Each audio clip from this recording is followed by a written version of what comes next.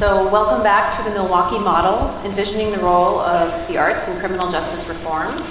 We are here with our second panel of the day, Inside Out, Collaboration and Narrative, with Jody Lewen, Nigel Poor, and Mike Nelson.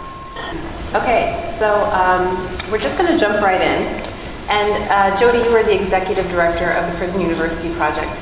Could you tell us a little bit about how that program got started and why it got started? Yeah. So some of you may know in 1994, Congress passed something called the Violent Crime Control and Law Enforcement Act, which among many other things barred people in prison from receiving Pell Grants. And that Pell Grants were at the time the main source of funding for programs around the country. There was a very small college called Patton College in Oakland, California. Is it going on? Hold on. Sorry, I don't know if it's my voice. Can you? Okay. They were running mostly ministry certificate classes in several different prisons around the state of California, and they were running an Associate of Arts degree program at Tracy at DVI. And they were planning to start another associate's degree program at San Quentin because there was a lot of demand. And what basically happened was that was just about, they were starting to pull together the plans when that bill passed. So they thought they were going to have to call the whole thing off, and basically what happened was that they were able to find faculty who were willing to teach for free. And so that this program ended up getting started actually by the time it got off the ground in early '96, using just volunteer faculty. I'm consolidating a lot of detail, obviously, trying to learn to be concise. It's never too late. They started this program with no faculty, no budget in early '96, as I said, when it got off the ground, and that program just kept growing. And it was, to answer the question, it was founded because there was such tremendous demand in the system, even back then, for higher education opportunities.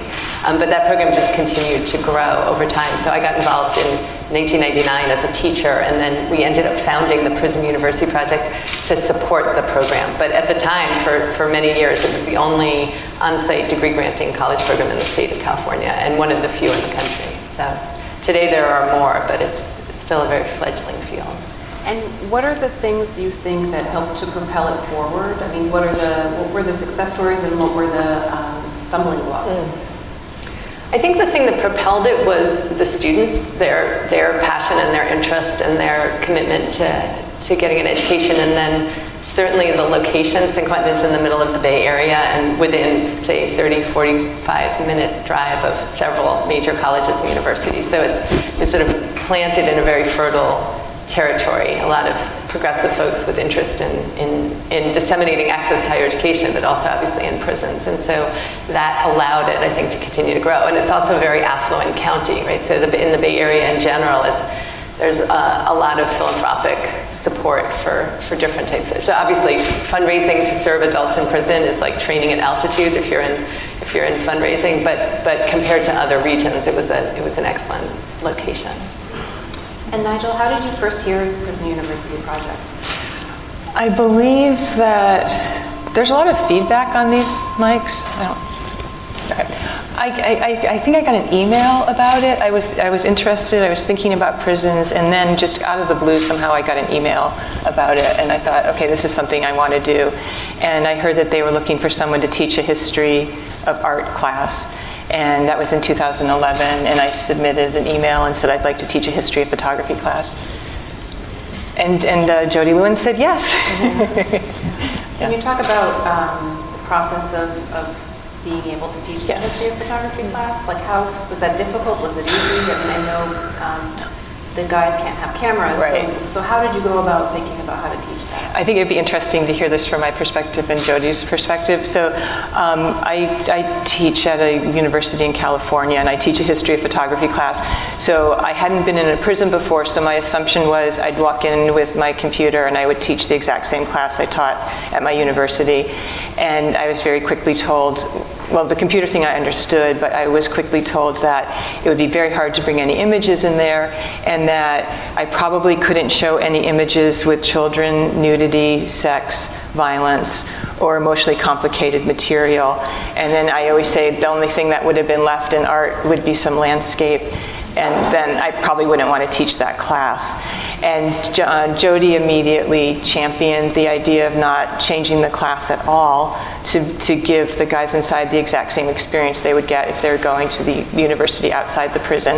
And so she arranged for me to meet with the assistant warden and the undersecretary.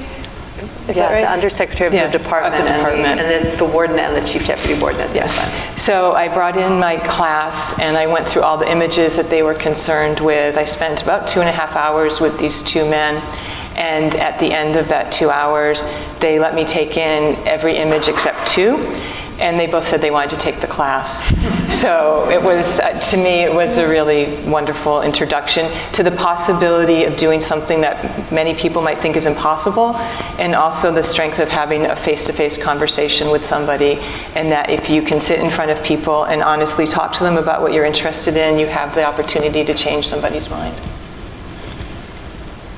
So the exhibition, The San Quentin Project, Nigel Poor and the Men of San Quentin State Prison, is on view in our Bradley Family Galleries, and I hope a number of you had a chance to go and see it during the break. So I'm not going to spend too long talking about the photographs, but I am going to just allow Nigel to kind of describe perhaps what the mapping exercises attempted to do. And so here you're seeing side A and side B of the same assignment. So this was a history of photography class, but I really wanted the men to have the experience of creating something, not just reading and writing essays. And the men inside, on the whole, are not allowed to have cameras. So we came up, and I say we because I co-taught this with my colleague, Doug Dertinger. We wanted to come up with assignments that would be about getting your hands on something and creating. So what we did was to print out images by well-known artists. They were printed on two sides of the paper. We brought those in, we gave them to the guys in the class, and we asked them on one side to map the images, to spend about 2 weeks with each image, look at it, dissect it for its inner meaning, make notes on that, and then take the notes and create a narrative on the other side. So in that way, they were deeply experiencing the image and creating their own piece based on their experience of that. And they're really beautiful. How did you choose what pictures you would have them map? We tried to just get a breadth of different kinds of images and ones that seemed a little bit more open-ended. And we had, I think at this point, had looked at a lot of work, and so I'm sure in my mind I kind of ticked off ones that I thought they were responding to. And so these are photographs from the San Quentin State Prison Archive, which Nigel was introduced to in 2012, but the photographs were made inside the prison between the 1930s and the 1980s. Mm-hmm. That's right. So this was not actually part of the traditional class. At this point, I wasn't working with PUP anymore, only because I got busy with other stuff, not because I wanted to leave. And I got access, as Lisa said, to this incredible trove of historic negatives taken at the prison. And I wanted to do the same thing with them, which was to bring them in and work with a group of men who would write about the images and explain them, and also experiencing them themselves. Yeah. Jody, what was your response when you saw the pictures from the archive? Had you known about them? No, I mean, really, my response to the photos was I was thrilled that they existed. I mean, that was really, you know, like people talk about if walls could talk, the prison is sort of full of spaces and images where you have the sense that so much has happened, so much has been experienced, but not documented, not captured, not witnessed sometimes or memorialized. So I was thrilled to find out that they were in the world, but I also thought it was testimony to Nigel's impact on people, the fact that the staff member who was in possession of them or was aware of them wanted to hand them to her. I just thought that there was, it was almost like the way that often I think when you work in prison systems over time, gradually, you start to understand the distress of the people who work in those systems and their speechlessness and their lack of ways to communicate to others what they are seeing or experiencing, and also the impossibility of getting kind of help, of connecting. And so for me, I think that gesture of handing her the photos was also kind of full of that he had found someone he could hand that off to. And yeah, when I see what she's done with them, I'm like, yes, amazing. So. These are just a few more examples. So next I want to ask Mike, who was in one of these courses through the Prison University Project, Can you tell us a little bit about your story and how you came to end up in that class there? Now I'm feeling super nervous. I committed a crime in 1998 at the age of 15, and I received a 25 to life prison sentence as an adult. And fast forward to 2005, I transferred to San Quentin, and immediately signed up for the college program that was there because everybody else was signing up for it. And all of us who signed up together, we called ourselves the A team because all the guys wanted to get straight A's in everything they did. And for me, that didn't really connect with me. It was more so the first instructor I met, Jun Hamamoto, in a math class, was the first volunteer or outside community member that I had come across in prison, and her spirit was just extremely welcoming and generous. That's what really drew me to wanting to do more. Because as Jody and I think Nigel knows, I'm not really into school. It's not my favorite way to spend my time. But I really connected to the energy of the folks that were coming in. And then I found myself, as a requirement, I needed some electives, and I found myself in Nigel and Doug's class. And I had to say, because you named Doug's name, like I just remember him breaking out in song. Yes. So it was really fun. But yeah, and so this assignment I actually did while in AdSeg, or some people might know it as the hole. Solitary confinement. Maybe be a little more specific about that, because I don't think people here are going to know that language. Yeah, so AdSeg, administrative segregation, is where prisoners, or some people know them as inmates, are placed when they violate a rule, or when they're under investigation, or somehow pose a threat to the safety and security of the institution. Or they've been accused of something. Yes, or they've been accused of something, which was my case. In this particular instance, I was accused of something, therefore I was under investigation, and I was placed in the hole. And so I just assumed that I was not going to be able to complete that semester, and I wrote a letter to Nigel and Doug saying, hey, I don't think I can finish this. I don't remember exactly what I said. Mm-hmm. And Nigel was very encouraging and sent me the assignment and was willing to work with me, and so I was able to complete it from the hole. So Nigel, why don't you tell us what the assignment was? Yeah. So everyone in the class got 2 images by well-known artists, and they didn't know anything about them except the artist's name. I think it was just the name. And they were asked to take the 2 images back to their housing units and again live with it for a couple weeks, and then write a response based on those 2 images. So it just happened by chance that Michael got the Sugimoto photograph and the Richard Mizrak.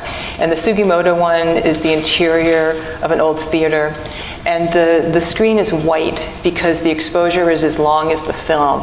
And so because it's so long, the film kind of disappears. So what you end up seeing is this beautiful blank space. The other image is Richard Mizrak. It's an abandoned drive-in theater. So they complement each other nicely. So the only thing that Michael knew was the artist's name. And then he wrote one of the most beautiful pieces about photography I think you'd be fortunate enough to come upon.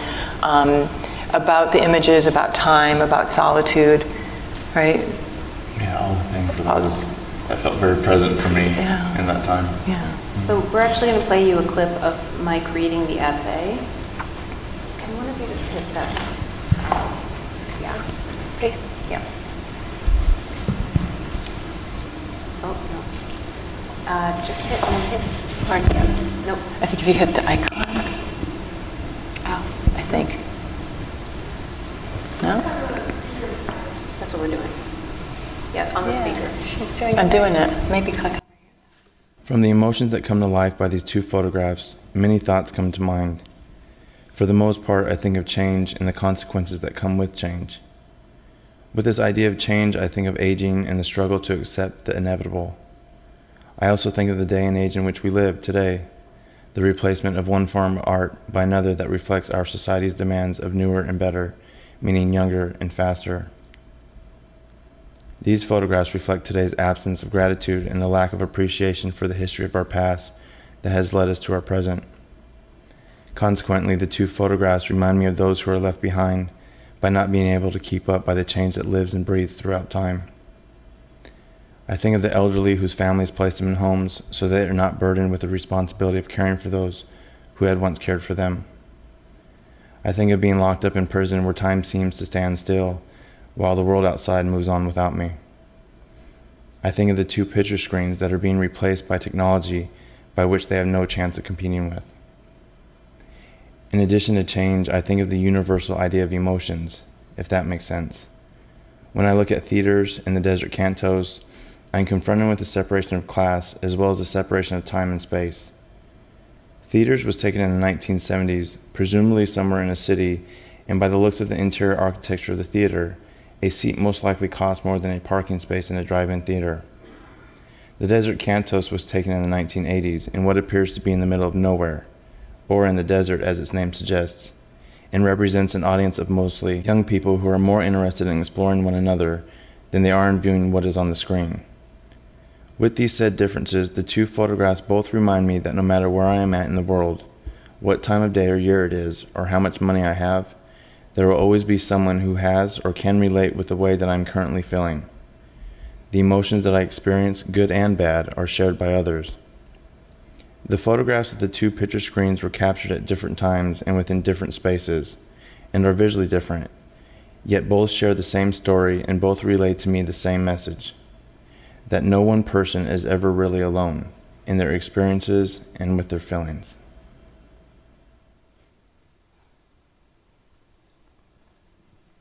So yesterday, Nigel and Mike and I went to Lake Effect at NPR and talked to one of their reporters. And I think it was the first time you had really thought about that essay since you wrote it, 7 years ago? And I wonder what changes for you now in hearing the essay when you're in such a different place in your life. What does that make you think about? What does it bring up for you? So I'm going to try to talk here without breaking down tears. So immediately, I think about where I was at when I wrote that, and now being in such a different space. So almost 5 months out of prison after serving over 20 years now. And what really feels really present for me now are those that are still inside. As I'm hearing myself talk about time and about change, about leaving those behind, and the world moving so fast without me. Now I'm out here moving so fast and thinking about those that are still there.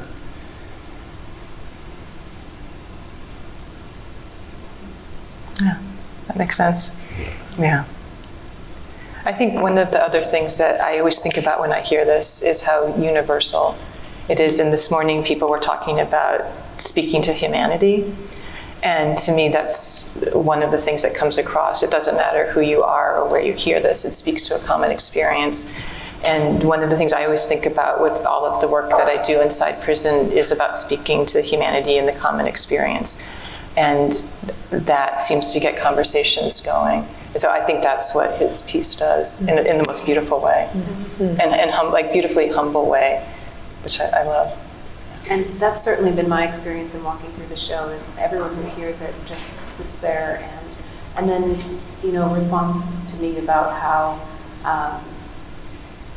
it made them think in a way that they didn't already of prison populations. So that's one of the things I want to talk about today is, the Prison University Project educates incarcerated men. But what do we need to do to educate the general population about what happens in prison and the sort of invisible prison populations? Mm-hmm. I mean, I sometimes joke with folks that we tell everyone we're running an education program for prisoners, but we're really running a study abroad program for clueless white people.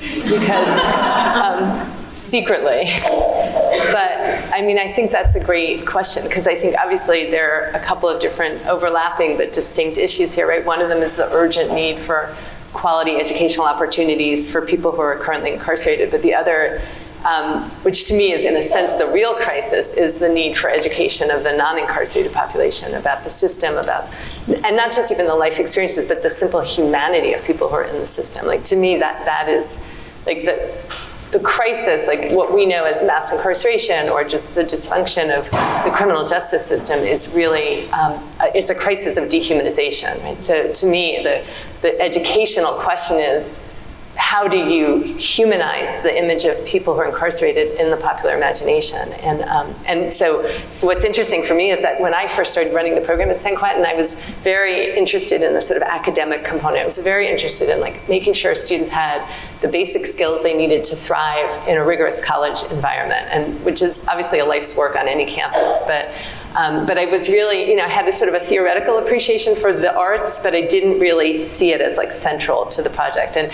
actually, a couple of different colleagues had at times said like, oh, for the electives or whatever, the art appreciation class, we should really do that. But it was also when I met Nigel that I really began to think about the role of the arts in tackling this whole crisis. And then also noticing that it's really when you start to share stories, or when people can hear someone's voice, or like you're meeting Michael in the flash, like you're like, oh, we're talking about real people, actually capillary refill and like, nerve endings, like these are humans. And so to me, the question is always, how do you facilitate, first of all, how do you humanize people? Like, what does it mean for someone to be humanized fully in your imagination? And then, like, how do you achieve that? How, if we can't bring everybody inside or, introduce folks to people face to face, like, what does that look like? So I don't completely know the answer, but I do know, what Brian Stevenson calls proximity is critical to the whole enterprise. I mean, I think that's one of the things we're hoping to do with this symposium, is to think about how we can connect society to the criminal justice system, to the prison system, so that it doesn't feel like a separated population or an invisible population. And so, what are the steps we can take to think through connecting people and connecting people to stories? And that's one of the things I think you do so brilliantly with Ear Hustle. And if you want to talk a little bit about how that developed out of the project you were doing for the Prison University Project. Yeah, so currently I produce a podcast along with my colleague Erlon Woods, who's at San Quentin, called Ear Hustle.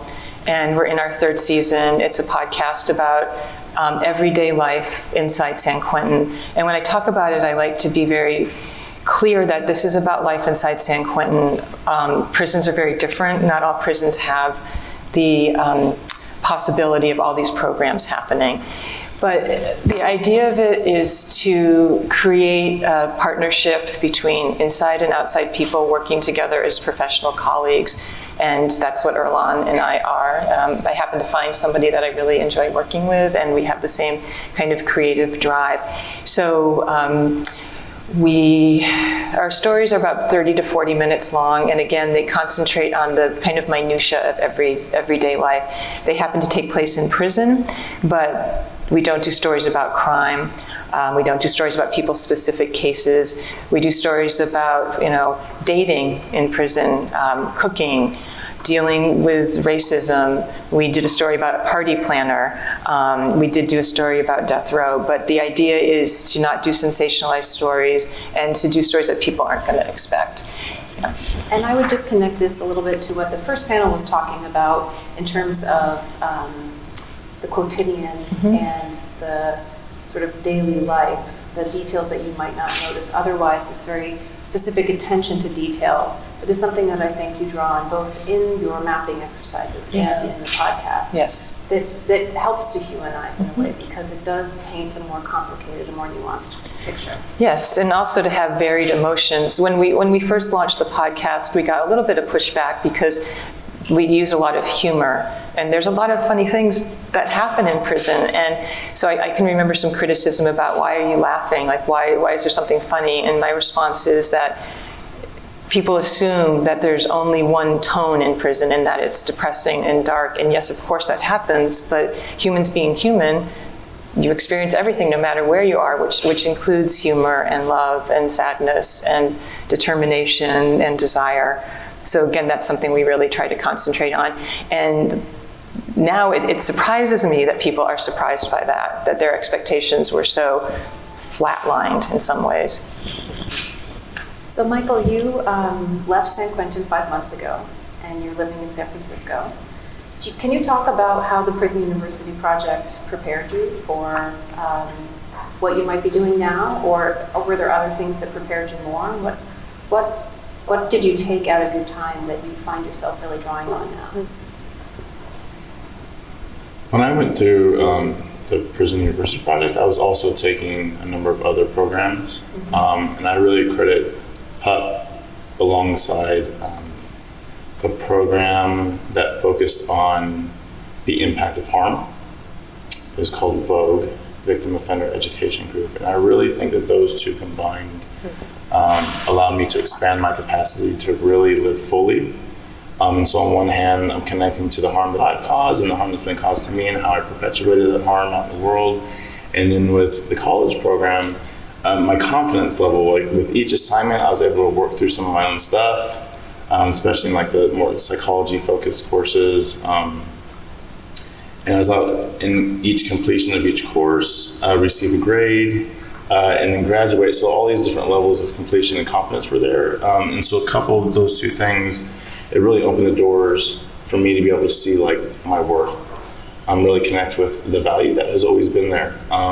It took me 8 years to complete the college program, with some nudging from Jody every once in a while when I was on the yard and I should have been in class. But I really think that through both of those modes that I was able to then go on and use that experience to then help others in the ways that I felt that I was gifted many opportunities.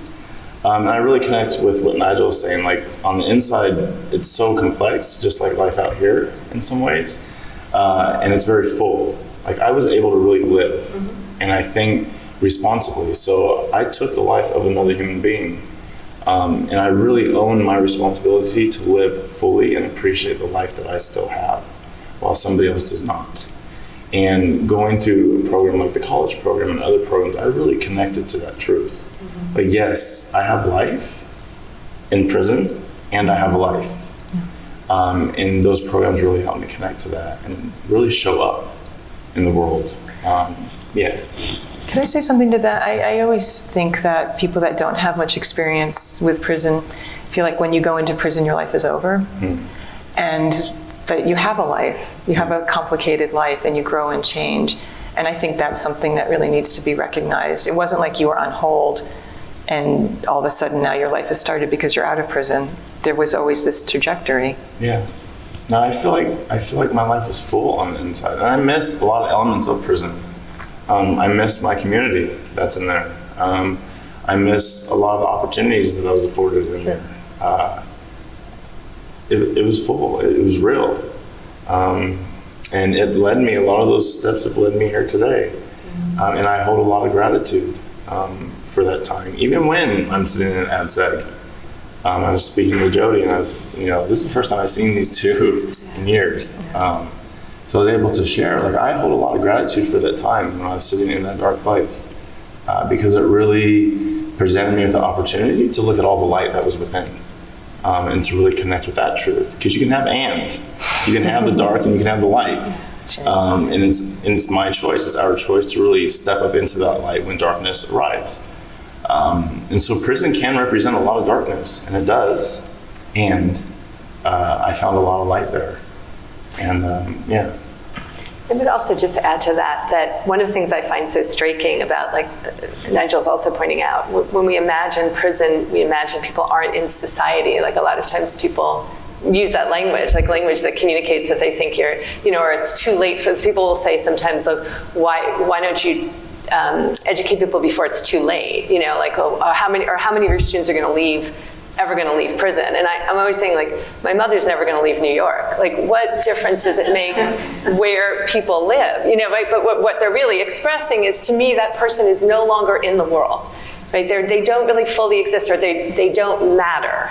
And so so I feel like that also offers, like, the interesting thing about prison in a kind of a morbid way is that it's the spatialization of dehumanization, right? It's like the location where we put people physically and mentally when we no longer want to, like, recognize their humanity. But it's something that we've sort of institutionalized the practice of dehumanization. Anyway, but I find that interesting to think of, is that, like, that when we reason about prisons and people in prison, we have to constantly kind of be mindful of the fact that we don't experience them as in the world. And I also think that, like Michael's also talking about, that doesn't just affect the minds of people who are not incarcerated. The people who are in prison experience that and internalize it at times, right? And so their sense of themselves as having value and their lives as having meaning is, and so I feel like that's part of the insight you're describing, is also realizing, like, while you're in prison, I am a person. Like, I am alive, and I have, my life has meaning, and I have responsibilities. And so I think that is a kind of, I think that the education inside also sort of is an intervention in that, both for the outside world, but also for the folks inside. Can you talk about the Prison University project, not just providing education, but also the sort of questions you have about the narrative surrounding what happens in prison and people who are incarcerated, and what you do within the Prison University project to try and counter that? Yeah. Well, so one thing we've talked about, and I also mentioned in another context, that one of the many things I value about Nigel's work is how she, and her work with Erlan as well inside, how they refuse to sort of adopt or perpetuate this very simplistic narratives of redemption, which are sort of endemic to this field. And part of the problem is that, when you're running a program or when you're advocating for it in some way, you're constantly trying to engage people and sort of elicit, in a way that the redemption narrative is, it's sort of the secular version of a salvation story, really, and it's an attempt to sort of say to the person, but maybe they were bad, but now they're good. So to kind of give them a mental image to imagine a transformation that would make the person somehow palatable, right, or something. And what you find when you're inside is simply that you meet all these individual human beings with unique stories and circumstances, and we have this thing called crime. We think of it as all one thing, and the reality is there are so many different things that land people in prison, and so it's. But anyway, so you struggle, because there are plenty of people inside who, including people who committed murder, who knew immediately they had done something horrible. They didn't need to spend decades in prison to go, oh, maybe that was wrong. It was violence is a context, right? It's an event. It's rarely just an expression of character. Anyway, but so I think but very often people, when they're advocating for the field or for the work, or whether it's in philanthropy or policy, we tend to invoke that narrative because it's something that people can sort of latch onto or that they're willing to accept. I think also because it sort of, and this is kind of my theory, but it delays or defers the moral crisis that I think occurs when you realize that there are people in prison who are not being made better by being in prison, right? Anyway, but so I think that there's always a tension when you work in this space between wanting to tell and share stories that other people will find accessible, and then wanting to tell the truth, and wanting to be real, and wanting to honor the individual stories and humanity of the people who are impacted. Yeah, the redemption, it's something we've never wanted to get into, and it's the least interesting story to tell. And I was thinking about this at the talk this morning, and I can't remember how it came up, but the idea of also just working with people who are about to get out of prison, like somehow that has more value than working with people who may never get out. And I find that also incredibly frustrating, because it also speaks to the idea that people don't deserve to have a life wherever they are. So for us, we are definitely not interested in the story of redemption or the focus on people who are about to be released from prison. Not that that's not a huge important topic, obviously it is, but there is something about growing in the moment where you are. So I think one of the last things I want to ask you before we transition is, in preparation for this event and throughout our tours of the exhibition, people are asking us about statistics or studies that prove how the arts or educational programs have an effect on recidivism rates. And what I wonder is there a more interesting question to ask? Is there a way to reframe that question so that we can provide answers through the arts? Because we are, of course, not conducting these studies ourselves. So what kind of question can we ask or answer instead of that question? Well, first of all, numbers, I'm going to fall asleep when people start talking about numbers, and I assume I'm not the only person who feels that way. So, for me, the question is always, how do you find value in life? That's the interesting question. And that's a question everybody can answer and everybody can think about. So that, to me, that's the question. How does a person find value and meaning and feel seen and heard? That's way more interesting than a percentage. I understand percentages are important for policy. I'm not a policy person, and I leave that to someone who has a different way of thinking. What do you think? I mean, the question that I always ask in the work that I do is how are we all impacted by one another? And so where we can try to form some sense of separation, that's not the truth. Like, we're always going to be connected in one way or another. One of the lieutenants at San Quentin, he likes to ask this question to folks that come on tours. People who are opposed to us getting any form of rehabilitation or opportunities of restoration. And Lieutenant Robinson likes to ask in the conversation of, these men will return to your street, so how would you like them to return to you? That's the question, because they will return. And so let's start that conversation. They will stand in line with you at the grocery store. They will walk down the street past your children's school. How would you like them to walk down the street and show up? Well, and also, I mean, I think that the problem with recidivism as a metric is that it keeps the focus on the cost to the taxpayer, or the impact of the system on the outside, and it doesn't really address the well-being of the individual. Like I was telling people, you can freeze to death under a bridge and not recidivate. It doesn't tell you very much about the well-being of the person. It just tells you they didn't return to custody. But also, recidivism is impacted not just by behavior. It's like if your parole officer is returning you to prison for technical violations, then you'll have like a much higher rate of return to custody. And so it's a kind of it's like a shorthand, I think, for did they remain a burden or not, or did they remain a danger or a threat or not? So we're always just sort of encouraging people to think in terms of the educational and professional development of the individual, their mental and physical health, their levels of civic engagement. Like if we could get Michael to talk more at some point about the work he's doing in the community and the impact that it has. How are people showing up for their communities and the people around them? And then also the other thing we encourage people to think about is also not just the impact on the community, but specifically on families. Like we have all this anecdotal evidence that our students' participation in school while they're inside impacts, their kids or their parents or their siblings in all kinds of ways. And I feel like those are the sorts of metrics that are meaningful. Mike, why don't you tell us what you are working on now? Thanks, Jody.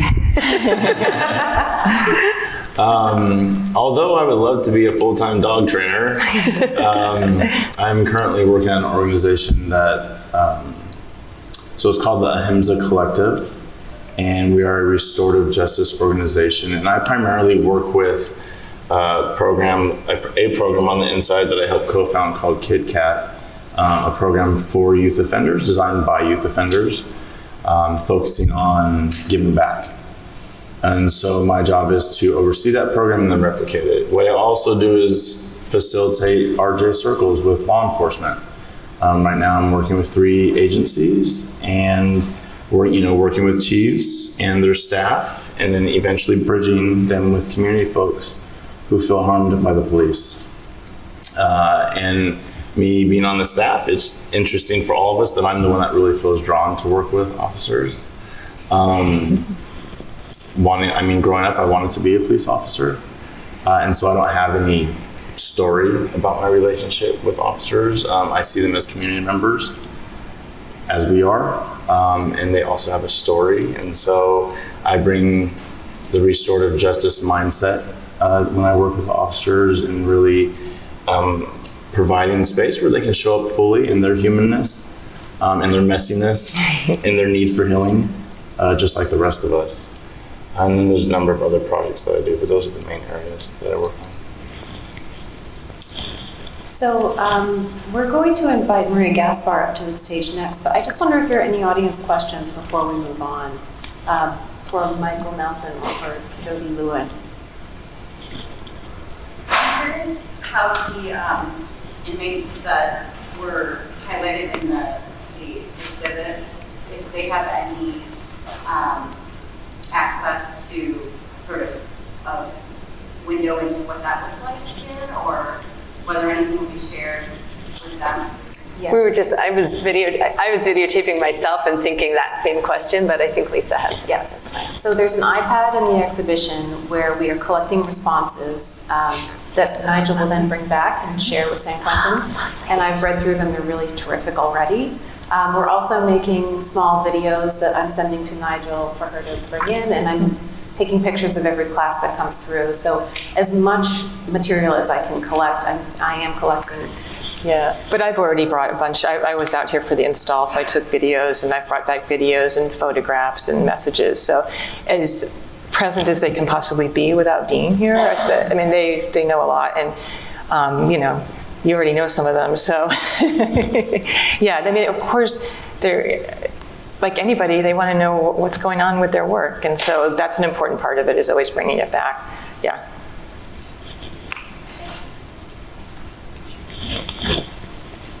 Hi, my question is both for Jody and for Michael. I am working with some colleagues at the University of Michigan to try to start a prison education program that would deliver a University of Michigan education to folks inside. And we're having trouble convincing our administration to change some things like admissions policies. And the question they always ask us is, what is the benefit of educating incarcerated people for the current students and families at the University of Michigan? And I have some ideas of my own about that, but I would love to hear what the two of you all would say to the folks who ask those kinds of questions. What is the benefit for basically those of us in the outside world, and for institutions who are already well established in higher education, to do this kind of work with people inside? I mean, I would say that I think as you probably are feeling, they are asking the wrong question, but we don't tell people that to start out, right? But I think that particularly for state colleges and universities, this is part of your student body. This is part of the population that you exist to serve. And the fact that they're geographically or sort of spatially difficult to access doesn't absolve you of that responsibility. So, I mean, I would frame it as a sort of professional and an ethical issue.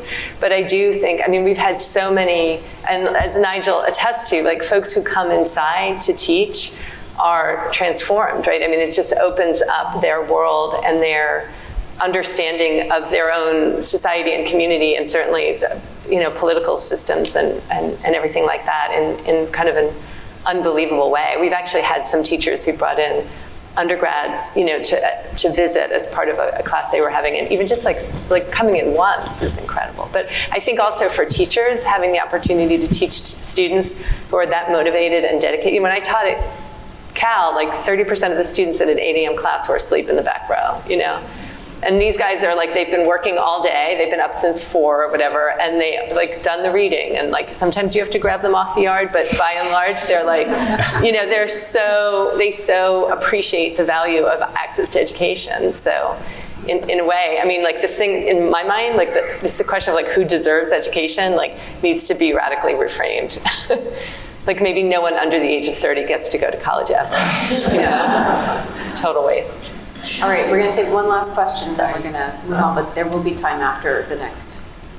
Good afternoon. My question is related more so to post-release, and as it relates to the educational program within the prison.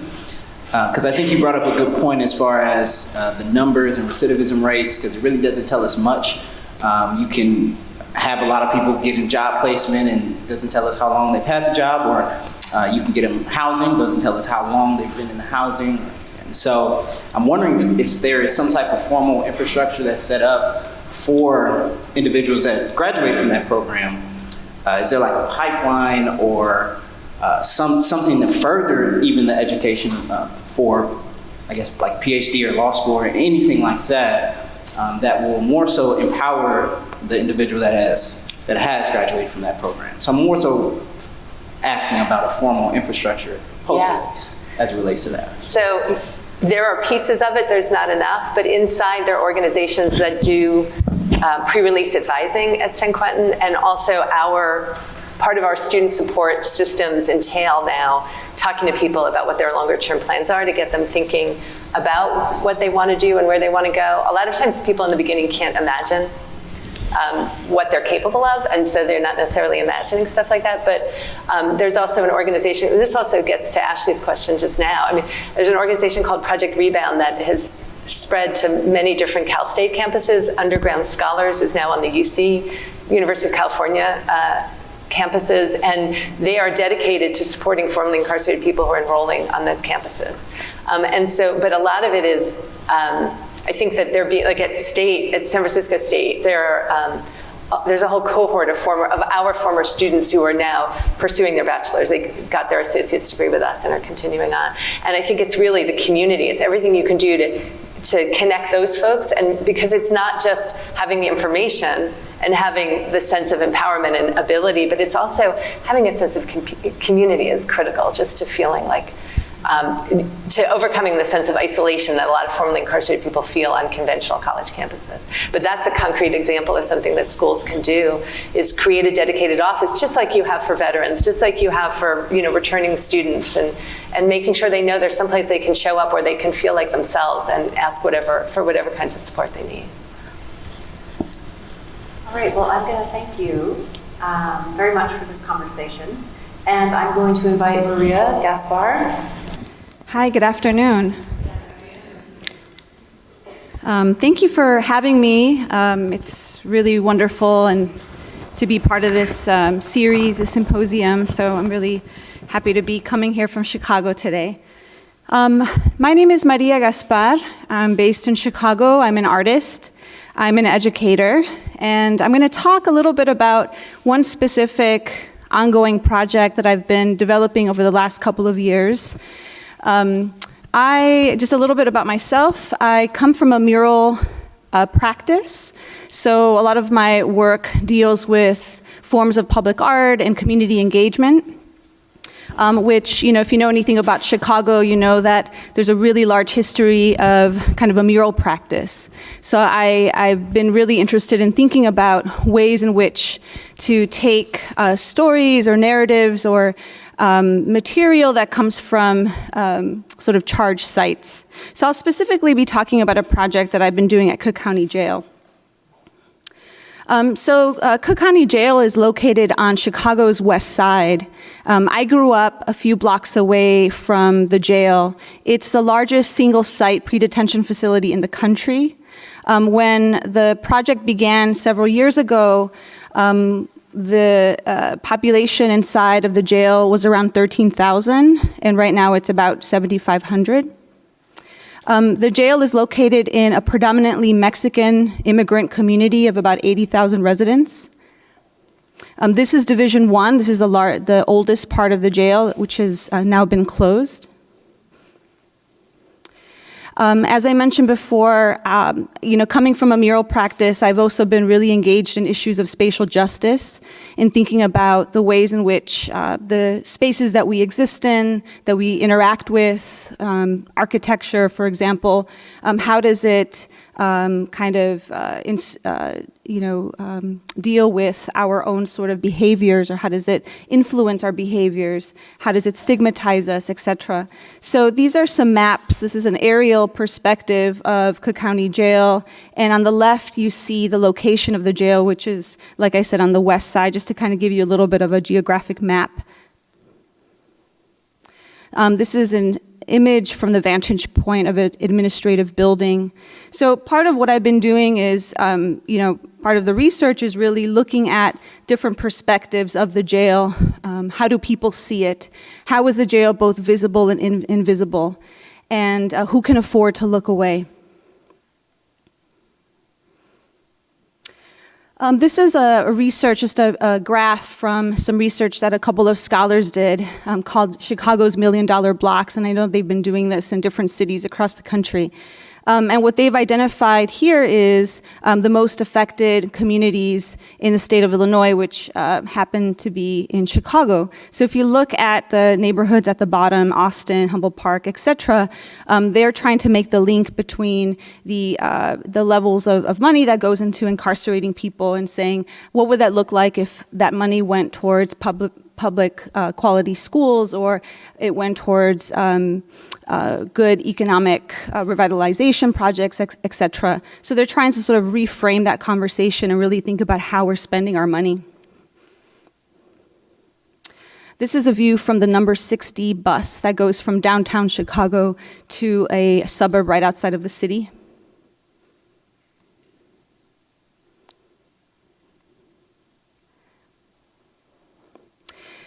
As I mentioned before, we're looking at the simultaneous visibility and invisibility of this jail and how a community coexists with a place of incarceration and vice versa. We know that there are some people in the community that work inside of the jail. We know that some of the folks that live outside of the jail also have been incarcerated inside of the jail, so there's this long-term relationship. And although the project has focused primarily on how these two spaces coexist, it's not limited to that. The projects that we've done have also really looked at larger questions about the institution itself, beyond the local community, but also how it's impacting the entire county and the state. This is a local carnival that was organized by a chamber of commerce, and it's organized every summer, so it's not a photoshopped image. And part of the question when we were making these pictures is thinking about which direction are people looking. The Mexican Day Parade sets up their floats on the east corridor of the neighborhood, which happens to be here at the jail. Other studies include doing kind of Google Earth tours, looking at the way Google Earth creates algorithms to model architecture. And so if you go to Google Earth and you sort of look at the space through the vantage point of that algorithm, you'll see the voids and porosities of the jail, which kind of brings to mind, out of sight, out of mind, and how our relationship to places of incarceration are ambiguous and full of voids and misunderstandings and misperceptions. So in 2012, I started a project called 96 Acres Project, which takes its name from the size of the compound. The Cook County Jail is 96 acres in size. It's the equivalent to 74 American football fields. And as I mentioned before, it's a very large institution. And so we wanted to devise a project that would really focus on thinking about creating these community-engaged site responses, to think about the way that art can create counter-narratives through these public actions. So initially, the project really looked at working with community organizers, artists, formerly incarcerated people, youth, and anyone who was just interested in thinking about these issues together, to then create projects through the next couple of years. So the project has brought together lots of different kinds of people. We've worked with journalists, educators, and many others to create a series of site-responsive works that have included things like performance and theater, sound installations, etc. And we were able to identify some funding, and were able to then invest into several projects that would then kind of talk critically about this space and our relationship to it. Our meetings sort of looked like this. It involved a lot of, just pedagogy, working together, thinking through these issues. I mentioned on the call with Nigel and Mark and Lisa the other day that, one of the questions that came up a lot was the role of aesthetics and beauty in art making. We had questions from the local Chamber of Commerce who, was interested in supporting the project, but they wanted to know, how do we make this look more beautiful?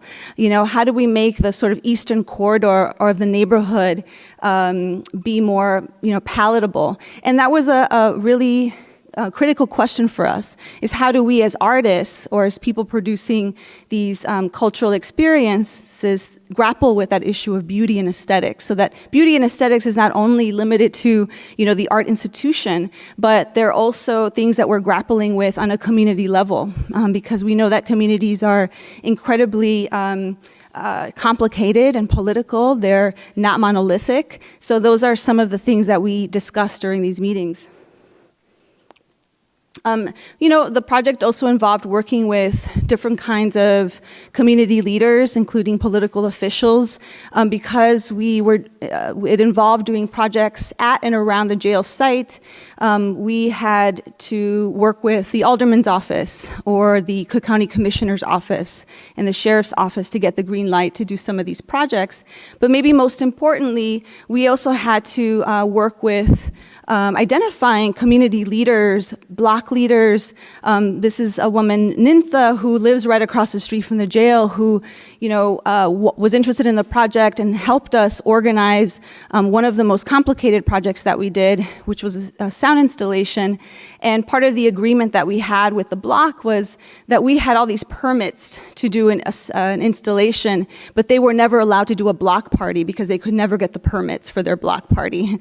So, I felt that in the result of one of our projects was that they were then able to do a block party. And there was something really interesting about the sort of interventionist quality of that block party. It was maybe even more powerful than any project we could have come up with. So I'll show you a couple of projects that we've done, and because I don't have a lot of time, I have to really condense this presentation. So I'll show you two of those, and I'll show you our very latest project. This is a collaboration that we did with a youth organization called Yollocalli Arts Reach in Chicago, and the young people were really interested in thinking about ways of engaging the public in asking a series of questions that would either get them to confront the institution or have them think about their own roles within mass incarceration. So they created these stencils that were then power washed onto the jail wall. So I'll just show you a very short clip of that video document. What does it mean to have a jail in the community, and what does it mean to see the jail throughout the neighborhood? I think it's getting people to think about it like the jail's here, it's my backyard, but like doing this is like, it's trying to get your thoughts like, yo, yeah, why do we have a jail like right here? And this community, and like, that makes so much money, has something like this here, and we don't have a museum. We use the pressure washer in the neighborhood usually to remove graffiti. And this is interesting because this is like reverse graffiti. So I really love this idea to use it to put a positive message just by cleaning. Seeing like, oh, today's your day, it might just change your thought on something that just happened or something like an argument you might have had with a loved one in there. When you look at the jail, you see people, but you don't see them as a person. You see them as someone that did something bad, someone that's just bad to society and deserve to be the place they are. But sometimes things that people don't really do bad things to be in there. So I think that was a really important moment that she says there at the end, right? That sometimes people don't do bad things to be in there. And so some of the conversations that we had with the young people, which are not in this video documentary, included having a conversation about their own interaction or relationship to the jail or other places of incarceration in Chicago. They also talked about their experience with law enforcement, the way that they've experienced harm and violence from law enforcement. And so those are some of the things that came up during our conversation to then build this project. The next project looked at data, and we talked a lot about how data often feels really removed from our own experience. So we wanted to physicalize that data. So this collaboration engaged using that data and thinking about the racial demographics of the jail, which at the time was 67% Black, 19% Latino, and the rest white. So we crowdsourced 100 cars based on the racial demographics, so 67 Black cars, 19 brown cars, etc., and then stationed them on the block next to the jail, which was half residential, half county property. And then we teamed up with a local radio station to live broadcast some interviews that we had been conducting over the past few months, where we were asking people to talk about their experience of incarceration, their relationship to incarceration. And then we also juxtaposed it with B.B. King's Live at Cook County Jail concert. He performed inside Cook County Jail in 1971. And we were trying to draw the connection between cultural programming during that time as opposed to now, and how much that has changed over time. And we sort of used the format of audio to think about how it could sort of sonically transcend the border of the jail wall. So here's a little clip of that. Wherever I can, construction, wherever I get a job, been on and off, but I'm trying to get a better career going. You know, you just see black car after black car after black car. It's stark, but not surprising. Just being that I have a white car, I thought it would be something cool to be a part of. Apparently we had too many white cars, so your car couldn't be part of the event. So what do you think about that? I think it's messed up, really. I'm not sure how else to say it. Too often we think about people as numbers, and sometimes it's just a little more striking to see it visually. I mean, I think all of us value the importance and the significance of this project in attempting to change the look to one that is much more inspiring than it currently is. One of the outcomes of this project is that people ended up bringing chairs and sat around and then ended up having conversations about the project, about some of the material that they were hearing through the car radio, since people tuned in and then sort of blasted the sound through their car radio. And so that was something that we weren't expecting, which often with these public art projects, that's a large element to the work, is the part that, you know, you don't really know how a public is going to respond. You sort of make these plans, but at the same time, there's so much improvisation that also kind of takes place within the work. One of the challenges about doing this project is because all of it takes place outside as public art, we have to then think about how this work can communicate inside of a museum or gallery. So we were challenged with that when we received an invitation from the Jane Addams Hull House Museum in Chicago, which has a really incredible social justice history. And we were thinking about how we can, represent the project in a way that can speak to not just people in Chicago, but also an international community, since they receive a lot of guests from all over the world. So what we did is we created a installation that includes a very large fabric structure that represents the Cook County Jail. It's a high-resolution image of the Cook County Jail that was then hung on a curtain track system so that a prison abolitionist might come and want to take the wall away, whereas maybe somebody else would want to keep the wall up. And so you can sort of see a little bit of the detail of the one side of the jail wall. And inside of the exhibition, we included video documents of the project, as well as a kind of response area, and we did tons of programming. So we did several workshops throughout that year, which included things like looking at the Panopticon through architecture and doing studies of the local community and thinking about those issues. We did another program about surveillance, and they involved many different kinds of practitioners in Chicago, etc. I see I'm getting a time warning here, so I'm going to move it along.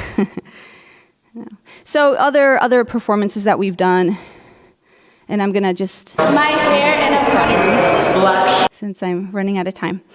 So just about a month and a half ago, we debuted the latest project called Radioactive, Stories from Beyond the Wall. And what was missing from the project after doing this work for several years is that we wanted to work inside with detainees at Cook County Jail. We felt that now it was important to really think about both sides of that wall. So we ended up doing a project for 1 year where we worked inside of one division inside of Cook County Jail and worked with a group of about 30 detainees. We call them the Radioactive Ensemble, to then produce a series of radio broadcasts and drawings And we worked with them over a series of workshops where we looked at traces and hauntings. We looked at the work of Avery Gordon to think about the sort of sociology of space.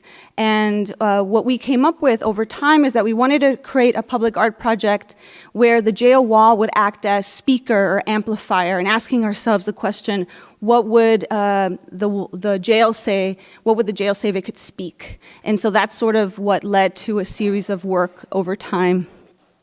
Here's a little clip of one of our workshops.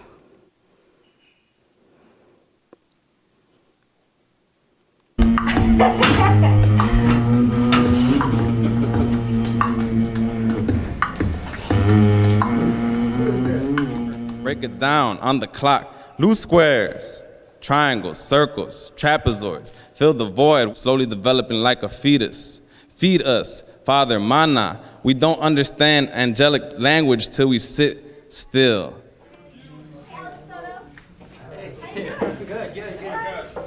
Because what we're going to do now is we're going to break up into small groups, and we're going to start working on the project. Nice concept.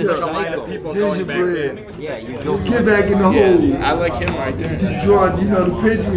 We gonna do the picture. And a part of the good monster that's representing, you know what I'm saying? See, you gotta have a balance. You got the good, and then you got the bad. You know, you have like Torn 4, then you have West Care, like different parts of the digestion. Makes different parts of the machine. Yeah. That's perfect. Okay, and we came up with what we want to do is something to do with like a checkerboard. We want to do like a timeline. Like we want to start to finish, kind of like how they. So all of you are working separately. What connects all of you together then?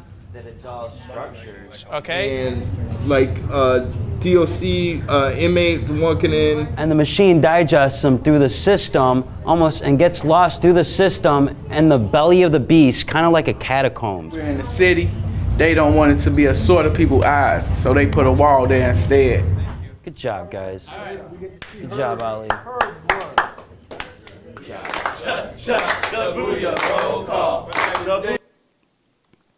So through the development of the project over a 2 kind of session series, the group was also self-selected. They were interested in becoming part of an art program, and that's how we received participation.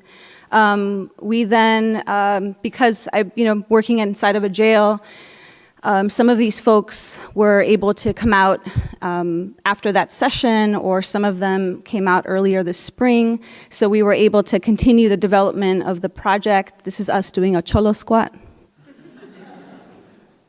We also were able to look at the drawings together and think about the sequencing of the project through when we were going to work with the animator and kind of think about how that was all going to develop. We then worked with some of the ensemble members to develop the voiceovers for the project. So this is Chris, who we found out in the program that he actually was a radio DJ in his youth. So he was reconnecting with that part of his history. And then we were able to also talk about the work and through different media sources. And that was really important for us, is not only to sort of bring us together, but also for each ensemble member to also talk about their experience. So I'll show you just a little clip of the debut, which is still kind of being edited right now. So we ended up featuring their projects through a radio broadcast. And then we projected their drawings, which were animated onto the jail wall using 4 projectors that had to be synced. And we invited the public to come and view and listen to the work on site from a vacant lot across the street. So it looked sort of like this.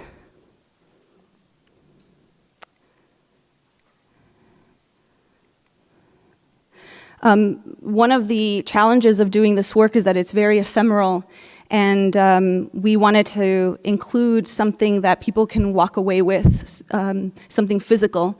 So we invited a local artist who was doing this sort of art cart where he was able to screen print with community members these posters: abolish ICE, abolish prisons.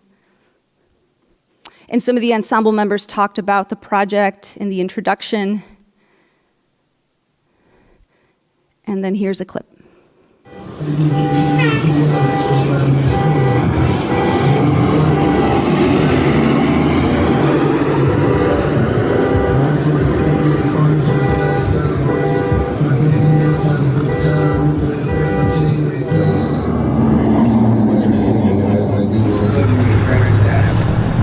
imagine the wall that we see behind us as an amplifier, or the wall as speakers.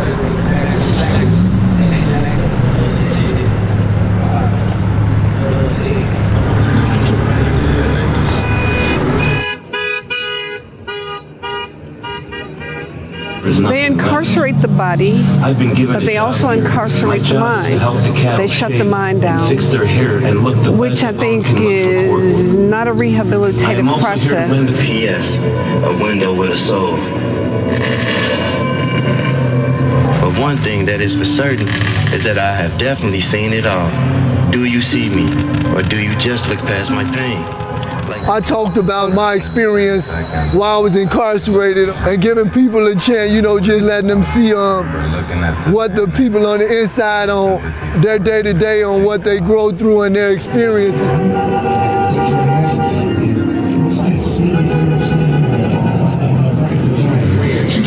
Breaking off, leaving slowly, every day, cause you're our cheap and weak Mr. Floyd. If this room can talk, Mr. Scratches that they were cooking in a 5-star restaurant. Ingredients straight from the commissary list. Using stuff like tuna, ramen noodles, summer sauces, chilies, hot peppers, chili, onions. It's designed to make you feel like you're nothing. It's really designed to make you feel like you're worthless. The most traumatic event in my life would have to be at an early age. To be a channel for manifestation and glorification. When those images were projected onto the wall, I was able to see it in a whole new way. I was able to see inside without actually having to go inside. I was able to see what people are thinking about, what stories they're telling, where they've been, who they are. It's huge, it's a barrier, it's heavy, the material is cement. You can really see what's behind the wall. It's something that separates two worlds. With a light by me, and worst of worst, when it's dark because of me.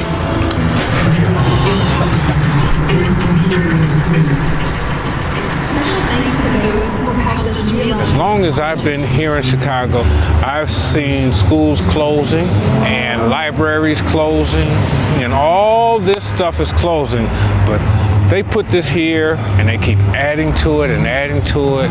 This building is continuously growing. Most of all, I wasn't here for my loving mother and my sister. My man took me somewhere that it was only through the grace of God that I made it back. When I hear the words brother, emotionally, tears start running. I never let it go. I'm over time, so I'm gonna maybe stop there. Thank you.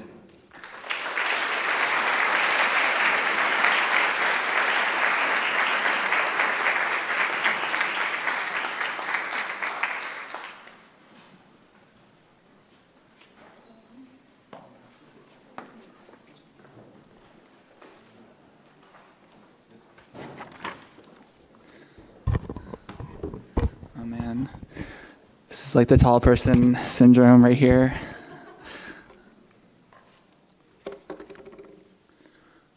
Okay, I'm gonna set a timer because I've been known to ramble, but thank you for the sweet. Cool. So I'm going to talk very quickly in 20 minutes about a project that's taken about 5 years. Which is a little difficult because there's a lot of things that we'll not be able to dig into. And I was thinking that, I could talk about this work from a million different ways. And for the topic of this symposium, I really wanted to get into some of the tactical and strategic choices we're making throughout this work to hopefully share some insights, struggles, successes, so on and so forth that folks could use here or beyond. So I work, first of all, my name is Mark Strandquist, and thank you to Lisa and to everybody for having me here.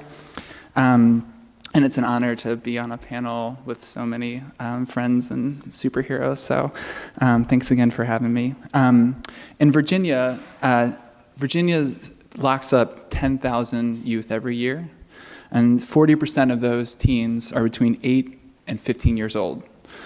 while Virginia spends almost $200,000 per youth per year to imprison these children, the recidivism rate is 75% of those youth will be re-arrested or reincarcerated within 3 years. So to Maria's point about the $1 million blocks, from a social, civic, ethical space, prisons are failing on epic levels unless they're successfully doing what many of us believe they are, which is disenfranchising communities. Performing statistics, like I said, has been going on for 5 years. It's helped advocates close a prison, has helped pass multiple bills through legislation to dismantle the school-to-prison pipeline, is being used to train an entire police force in the former capital of the Confederacy, and has connected the dreams, stories, and demands of currently and formerly incarcerated youth with tens of thousands of people. But the project would not be where it was without sort of a certain framework. When we do our work, we don't go in to do art to a community, to impose a vision on that community. We go in with questions, not with answers. And the question that performing statistics began with was, how would criminal justice reform differ if it was led by currently incarcerated youth?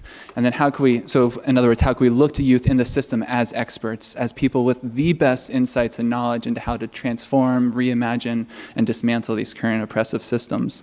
And then how could we connect those teens with artists, educators, lawyers, advocates, others to really help the teens support and actualize their vision? So every project that I help out with is about building a team. It's not about sort of prescribing or controlling the outcome, but about kind of curating a group of folks together to create these dream teams for possible collaborations. So if you're going to do a project about youth incarceration, you better be working with and supporting the leadership of youth. So we work with 14 to 17-year-old boys and girls who are currently incarcerated at the Richmond Juvenile Detention Center. For 8 weeks, the teens are actually able to leave their detention space, come to an art space where there are no guards, where they get to wear their own clothes, and where they get to work with a ton of different people, such as peer mentors, incredible messengers. One insight I would say is if you're going to do this work with folks who are currently or formerly incarcerated, that should be, as Michael said earlier, or more or less said, people closest to the problems are closest to the solution. And so if you're doing this work, make sure you're partnering with folks who have direct experience in the system to help train teachers, to help design workshops, to ensure that things are as trauma-informed and really just translated in a way that will energize and inspire the people you're working with. So this is Gina, who's one of our main collaborators, Gina Lyles. Legal experts, because the youth that we're working with have, an immense knowledge of how intense and traumatic and destabilizing the system can be, but to be able to couple that personal knowledge with legal understanding of the system turns them into, literally the best policy experts in our state. Artists such as Kate DeCiccio and many others that we work with to connect the teens, to teach them a multitude of storytelling methods. So we want the teens at the end of the summer of our 8-week program to fallen in love with the power of their own voice, having seen how powerful their voice can be in a film, in a virtual reality experience, in a photograph, whatever it may be. So again, throughout the summer, every day is different in our program. Sometimes the youth are, looking at police training manuals and picking them apart with red pens like a teacher about all the, there's actually a page in our police training manual that's how can you tell if a teen is lying, which is a really great way of building trust in your community. So sometimes it's about sort of picking apart the minutiae of a system, and sometimes it's reading poetry, making films, all kinds of things. One of our big projects we worked on last summer was working with a VR team called Scenic from New York to teach the teens how to make their own virtual reality film. We're really interested in using the most contemporary forms of storytelling, virtual and augmented reality, with some of the oldest forms of storytelling, spoken word, writing, and other forms. So the teens storyboarded their piece, went to a youth prison, recorded filmed the scenes, recorded all the audio, and then worked with the designers to transform their storyboards into the VR experience. We asked the teens questions like, what do youth need to stay free? And then work with them to take those statements and turn them into beautiful signs like these. I have a bunch of these beautiful posters that the teens made. If you want any copies, they'll be up here on the stage. One thing I want to say is that, to me, first of all, like that this Osei's poster on the right here, I want to be an astronomer, but down here I have to stand on a toilet just to see a few stars. The statistics in the beginning I mentioned about 10,000 kids being locked up and 40% of those being 8 to 15-year-olds. That's devastating. And to what was said earlier about the difference between statistics and stories, we think the combination of the two, when you know that there's 10,000 kids, 10,000 Oseis, 10,000 Shanias, 10,000, to me at least, it's devastating and a call to action. But it's also sort of creating. It's not humanizing the numbers, but it is sort of like placing the variety of humans, the diversity of human experiences into those statistics. We really think a lot about sort of creating hyper-flexible media. And what I mean by that is creating something that, if we're going to go to a radio station and record radio PSAs, those PSAs will be really powerful in an immersive audio installation in a gallery or museum. They can also be played over the radio. They might also, as you'll see in a minute, be played during a budget hearing over a microphone. So what are the many ways that our art can get outside of the self-selecting audiences of art, museums and galleries to ensure that we're reaching police officers, policymakers, folks in city and state government. So we just ensure from the beginning that we're designing things that don't limit the way that they can engage audiences. Here's some more of the teens' artwork. This is Doug's. You can't read his full statement, but it said, incarceration broke 3 generations of my family, and that what's below here says a job and a mentor could keep my children free. In the room with the youth, like I was saying, there are awesome artists and lawyers who are bringing skills and experience and knowledge into that space, but most importantly are people like Gina Lyles, who are formerly incarcerated adults and youth, people like Raheem Henderson, who worked with the teens this summer, who spent 23 years in, and is out within 6 months supporting, being an amazing mentor. People that are credible messengers with lived experience are essential to making this work possible. And I think because they can be living blueprints for the youth. Not only does it help build trust in our workshops, that in turn, in my perspective, create much stronger art and advocacy materials, but they're that living blueprint so when that teen is out, not only do they have a physical mentor, but they have a roadmap to staying free. Again, printing beautiful t-shirts like the one I'm wearing. We're really interested in, we create what I believe are high quality art objects, but we also create highly disseminable, highly distributable, I don't know if those are words, I'm just gonna pretend they are, objects to ensure that tens of thousands of people are seeing and hearing these stories. This work is an honor to do. It's also a huge responsibility for somebody to share their stories of trauma, of aspirations, of truth, and that responsibility is about getting that work to the right people. It's also about reentry support. So as youth are released from detention, thank you, we have fundraised to have immediate jobs that are determined by the teens while they're in the program. So art is many things. It's a tool for healing. It's a tool for communication. It's a tool for creating spaces of vulnerability and honesty. And because we spend a long time with these youth, we're opening up to each other, and in that process, often we hear, oh, Sid, we could say like Sid, whose image will probably come back up, you should just go to college, you should do, we could prescribe sort of a, whatever view on what that future for that teen should be, or in those experiences of sort of honesty and vulnerability, where Sid says, I just want to be, I want to own my own land care company, then, using that granted funds to find a land care provider of color who's also a young person to hire Sid on, who's now becoming a partner. So I think art, I guess what I'm saying is like, to us, we've seen it have impacts on really personal levels as well as systemic levels, and it's about listening and following up on promises. So here's some of the exhibitions. Again, I really don't ever want my work to feel like it's finished or complete. So like these signs on the wall made by Kate DeCiccio with some of the artists can literally be taken off the wall and are marched down the street in a parade. In fact, we have a parade tomorrow that I'm flying out at 7 in the morning, which is gonna be a little crazy to get to our parade in Richmond.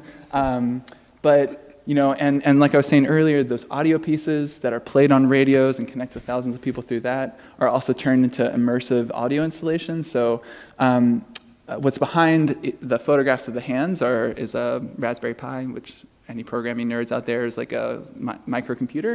And it's a sensor basically so that if you want to hear the teen's audio, you have to keep your hand against the teen's hand. I loved Sable was talking earlier, and I don't want to quote because I would destroy the beauty of what they were saying, but like not making it easy for people to just stand back and consume these stories, but really having to like step up, and if you're going to engage the work, engage it. So finding ways as artists too to like make it so that people can't stand back from the work, that it feels unfinished, that it feels like if you want to engage this issue and hear this story, that you have to participate. Here's our police chief going through the virtual reality experience. After he did this experience, he committed to having every single one of his police officers go through the teens exhibit and training process that I'll talk about in a second. Here you see some of the audio installation being utilized.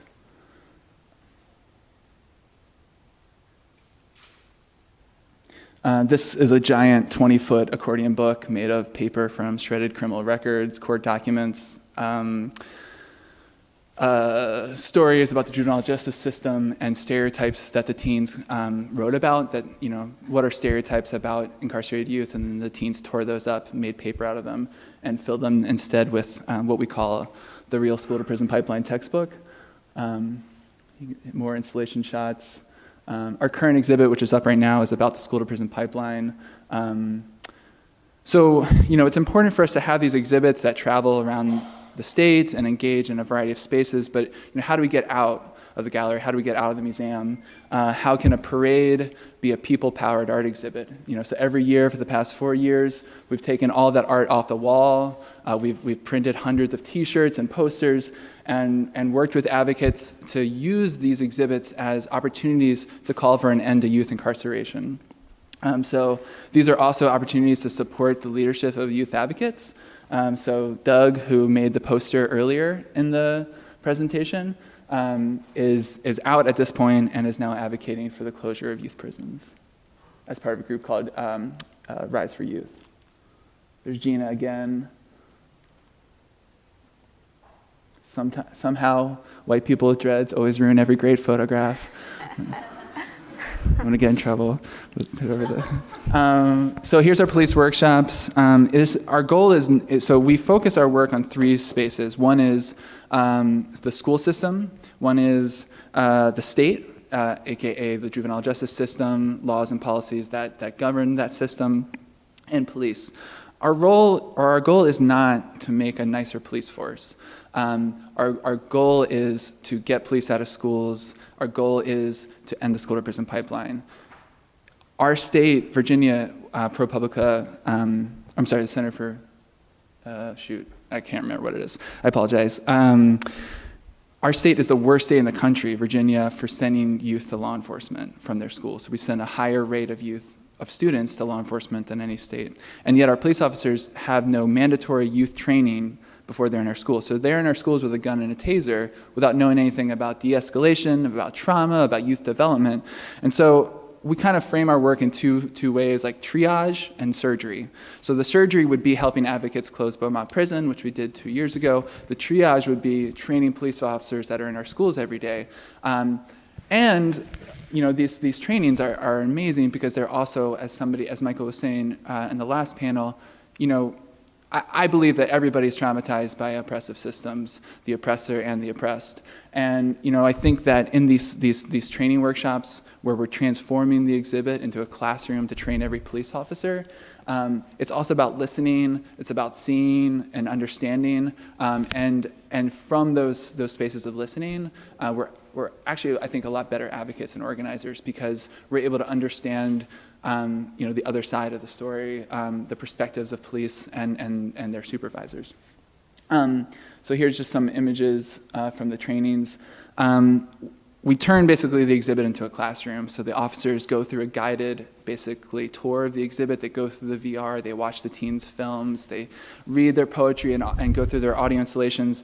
And then we have experts talk to them about trauma and youth development. Family members who have had kids in the system talk about the impact of family, youth incarceration on the family. We have formerly incarcerated youth talk about their experiences and why prisons don't work. These are the teens' own police training manuals that are being given to every officer in recruit training now. Building on these, we kind of it's like a reverse onion where we just keep adding layers. So we'll do the trainings, and then we want to create opportunities where the police can hopefully perform their new knowledge and any empathy that they've built in these workshops. So we have these public events where we basically bring lawyers, teachers, formerly incarcerated youth, student advocates, and officers together, and at each table, it's sort of like a live fishbowl theater, is an arrest scenario from Virginia. And we have the groups literally work through the arrest like a playwright and have them rewrite the scenario in a way that ends with a diversion. So it's about sort of connecting across in real time different viewpoints and power structures. And then what's beautiful is at the end, police officers and youth switch roles and reenact the scenarios in front of the audience, and that leads to a larger conversation. So I guess what I'm saying is these projects can be as simple as an exhibit, but that exhibit can turn into so many other things. It can be a press conference for a campaign. It could be a classroom to train the police. It can be a workshop to educate many other folks. So what you do with the work is there's so many political decisions in all of this, and I just, as an artist who's been working with folks who are currently and formerly incarcerated for many years, I don't feel like I can just, shit is too real to just educate the public, and I think you need to be connecting it to real advocacy work, personally, otherwise I think you're just, I feel like if I'm just providing nice art programming inside prisons, I'm actually allowing those prisons to exist because I'm allowing them to say, look at the nice things we do for the people inside our facilities. I think both are deeply important and they can be done through tandem and collaboration. I've got 1 minute to talk about how 1 million students are about to get our artwork, so let me try. One of the ways in which we've really distributed the work is through newspapers and publications. That include augmented and virtual reality within the confines of the publication. This is us at our budget hearings, transforming these spaces that have silenced and excluded voices of youth in the system. We don't say we give voice to youth. Everybody has a voice. They've just been strategically silenced and excluded from cultural, political, and educational centers of power. So how can we use art to kind of trespass into those spaces to bring voices of youth that have been marginalized at the forefront? This was an exhibit at the General Assembly in January where we literally used the exhibit to work with legislators as part of a campaign to pass multiple bills that did pass and are helping to dismantle the school-to-prison pipeline. And the last thing I'll talk about, because I'm already over time, is our curriculum. So this summer we asked the teens, if you were teaching a class on the school-to-prison pipeline, what would you teach your students? And the teens came up with a bunch of ideas, and then we paired each teen with a high school or middle school teacher. So again, everything about this is inverting expertise, right? So the teens come up with these ideas, we connect them to the teachers work with the students to translate their ideas into an actual sort of class curriculum. And then working with Amplifier Foundation, the teens' art and curriculum and videos and audio content are going into 20,000 classrooms across the country. So that's over 1 million students are going to be hearing and engaging with the teens in our program's curriculum, which from an organizing perspective, it's like there's so much possibilities to do. But I think what's next is sort of expanding our police training through national policy partnerships to go beyond Richmond. We're working actually with Google's Creative Lab and Youth First to create a national touring exhibit to help close all youth prisons. Expanding school engagement curriculum to more schools locally and nationally, strengthening our reentry support for youth, and continuing from there. But that was a lot in 20 minutes, so I apologize. And grab a poster if you want one. So I want to start off by talking about collaboration, since that's something that's so inherent to all of the projects that we've talked about today. So how do you navigate sort of your roles in terms of bringing people together and what comes out, what is the output that you make? Can you talk about how you develop those relationships, and perhaps also discuss how you navigate your own privilege in those conversations? I'm gonna catch my breath. Yeah. I'm first? Holy shit, okay. Collaboration. I think until I started working inside San Quentin, I worked by myself, very solitary person in a studio for 20-something years, and I was very comfortable working alone. I liked it. I didn't particularly like other people's input. Then when I started teaching inside San Quentin and meeting people in there, I realized that trying to think about a collaborative process was all of a sudden interesting to me because I met the right people to collaborate with. So it was just a natural unfolding of something for me. And so, well, obviously working inside a prison is hard because people can't come out to do things. Everything has to be done inside. And we negotiate like anybody else would negotiate. We all bring ideas to the table, we talk about it, and then we see what comes out and what's gonna work. So, I mean, I think that's how all collaborations work. Now, obviously, there's sometimes that some people have to make decisions over others, and I think we just kind of accept that. Yeah. And I think for you, the idea of building trust is really important. Yeah. Will you talk about how you begin building trust? Yeah. So I was going into the prison for at least 2 years before I started working on any other projects inside. And I think the way you build trust is by being an active listener, by knowing that you don't have the answers, that you're there to learn and be respectful. And that's, to me, is just human nature. If somebody asks you a question and they listen with interest, you're going to want to open up, the same way I would respond. So, it's definitely been some negotiating, and some things have worked better than others, but it's just unfolded over time. So I would say for me that the biggest collaborative project right now is the podcast, and that took about 5 years before we started working on that. So I got to know the guys inside very well, and not just the men inside. It's also a collaboration in some ways with the administration and the people that run the institution, and to deny that they are not part of it would be dishonest. I mean, we couldn't do it. In San Quentin's situation, I could not do the work I did in there if the institution didn't trust me to do it and let it happen. So I don't have an adversarial relationship with the administration. In some ways, I have a ever-evolving and difficult partnership.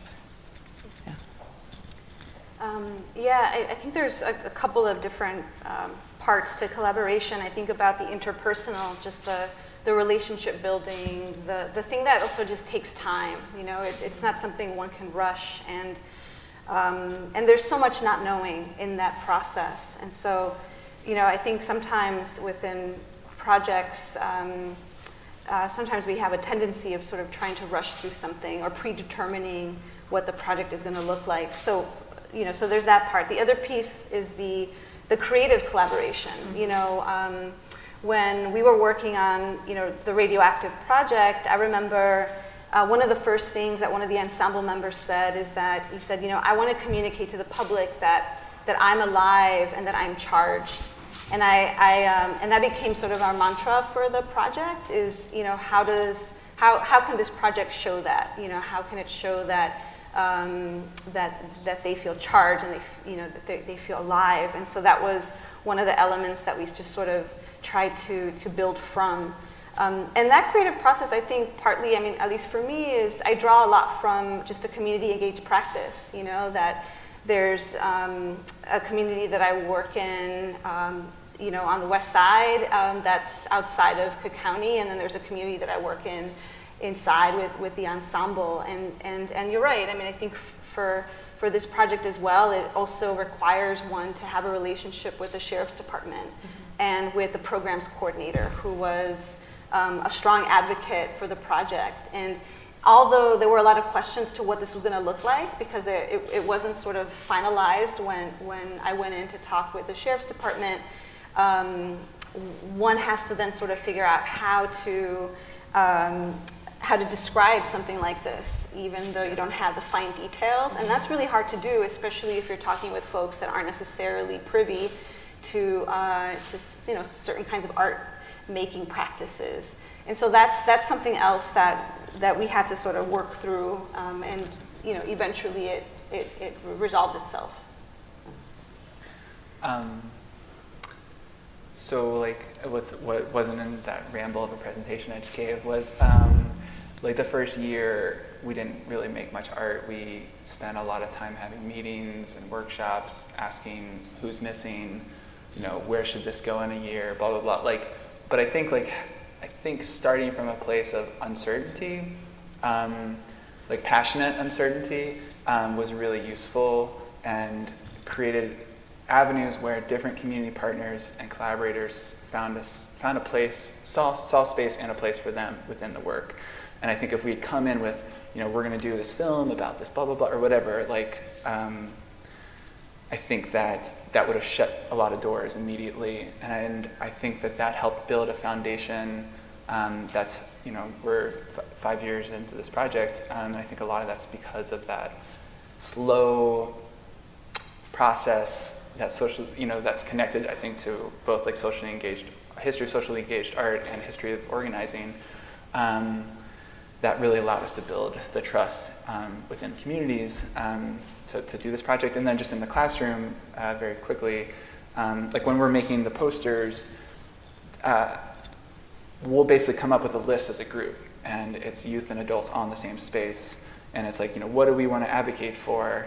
And a teen will come up with a slogan, and then one of the other teens will be like, oh, but add the, you know, it is like a truly, it's not a, each piece that we make has many hands, many eyes, many like brains and hearts that go into it, and I think that it just helps create a more collective environment. So that's an interesting idea for me as a curator, because so often we talk about the voice that you hear from an artist or what they're trying to communicate. And so what happens in a collaboration with so many participants? You know, who has the final say? What kind of role do you have in sort of trying to help shape what comes out of it? And where do you sort of stop yourself from trying to do that? I mean, I think it's probably different for all of you. You have such different kinds of output.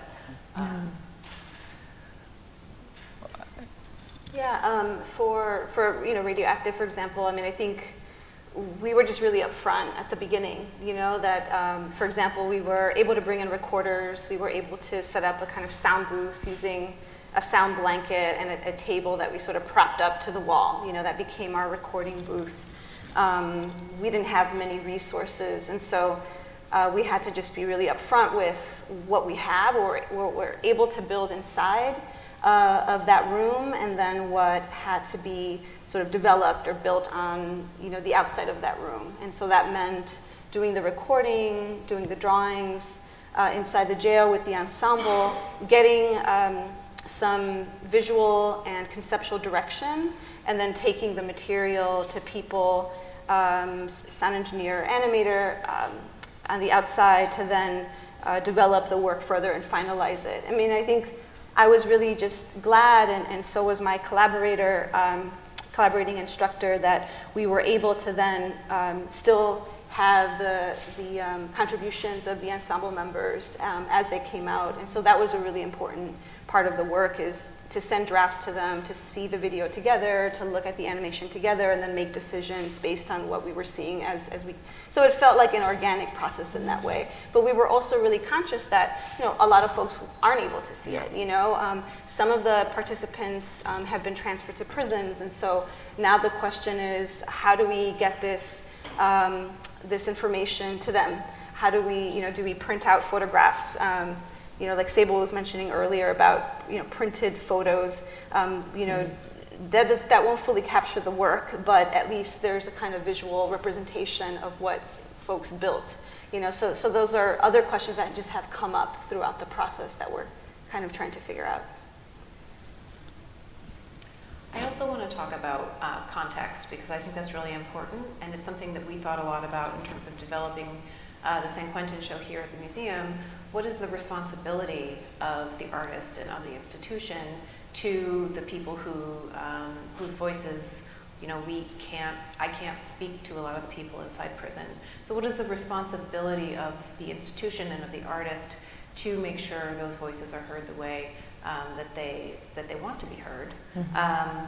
And also, sort of depending on the context, you know, whether you're doing it in public or whether it's you know, programs for various policymakers, how does that change the way we think about the work that's being made and our responsibility to the people who we're collaborating with? I mean, I know for us, like, it's difficult because every audience you're engaging has like a different bandwidth, like literal, like we're about to do a walkthrough with the mayor next week, and he'll have like 30 minutes in the exhibit. So like, how do you translate that? You know, it's like annoying, but also like a useful limitation sometimes to think about, like, how do you communicate to people in different ways, in different contexts. I mean, I do, like, we contextualize the work in a bunch of ways. One that's always been important is that pairing, you know, the teens in our programs, like, amazingly personal and sort of story-based messaging with statistics, with research, because we've just found time and time again with the police officers we're training, or with general public or policymakers, that when they see that story next to how much the state is spending versus the it's $180,000 plus to incarcerate one youth for 1 year, and we spend $12,000 to educate our teens in Richmond, that contextualizing these stories with stats and research has been hugely powerful and effective. And also, because so many collaborators are part of the work, sort of signage, and, you know, it gets messy and kind of not always so, like, it would be nice to just let the work speak for itself, I think, but you want to thank so many people that have powered it, and also make sure that sort of it sits within that context. Yeah. I can talk about the work that's up here now at the museum, and that was that specific work, not the podcast, but the visual work. It's hard to think about where to put it in a public space. It's not appropriate for a commercial gallery. The work isn't for sale. And so it was great to be working with Lisa. I don't want to embarrass her now, but I really she was a collaborator in this project. She's the person that brought it out from inside the walls to be seen in a larger context, and I completely trusted her to make really important decisions around it, and she's honored that beautifully. So I think it's the artist's responsibility to find the right collaborator to help you bring the work to a different audience. That's not my area of expertise at all. That's what she does, and that's what she does so beautifully. So in this particular case, it was meeting somebody who cared as much as I cared, to make it be the best it could possibly be. But I don't know how often that happens, so yeah. Yeah, I mean, I think you know, it's really high stakes work. You know, it's different from you know, I also make installations and objects as well as an individual artist, and it's a very different set of stakes than working with a group of people. And so I think one has to always recognize that it's a different set of demands, pressures, questions, you know, things like that. I also teach at an art school, and we talk always about failure. But it's not the same when you're working with many other people, right? You can't really take those same kinds of. It's just not the same kind of process, and so I think that's also just important to recognize, especially as people kind of come out of art schools and want to do sort of socially engaged art, right? That's an important recognition to make. And so I think a lot about that, and I think that, I feel like I also always feel a sense of anxiousness about the projects that I do, that there's never a sense of, I'm always questioning myself, throughout the entire process, and I'm always sort of grappling with it as I move, and I think that's just I think it just requires that in a way, and I've sort of learned to just accept it in a sense. When you projected Radioactive on the outside of the wall, were you able to ever do it on the inside of the wall for the guys? We tried, we asked, but it was a very fast no. Yeah. We were also trying to get, we were trying to use the power source of the jail, but we also weren't able to get that power source, so we had to bring in a generator. They weren't able to accommodate us in that way. Yeah. Well, I want to open it up for questions. We have 5 or 10 minutes, and I know you'll probably have questions for the artists, and maybe you have questions for Mike or Jody, so please feel free.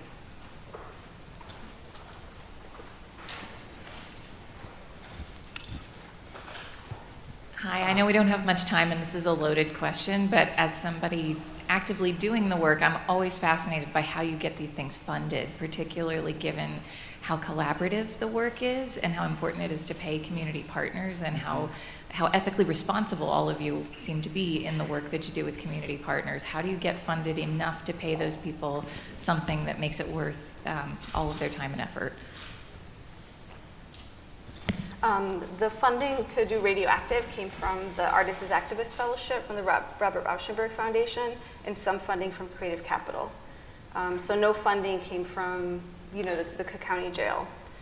We've never received funding from them. So for us it's been helpful to be able to do something that's fairly independent of certain kinds of institutions.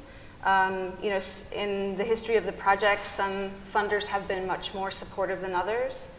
Some funders have been much more open to doing work that is maybe more experimental than others. And so luckily, these last 2 funders have been pretty open to the work that we've been doing. So that's how we were able to sort of fund from the equipment to paying all the various artists and contributors.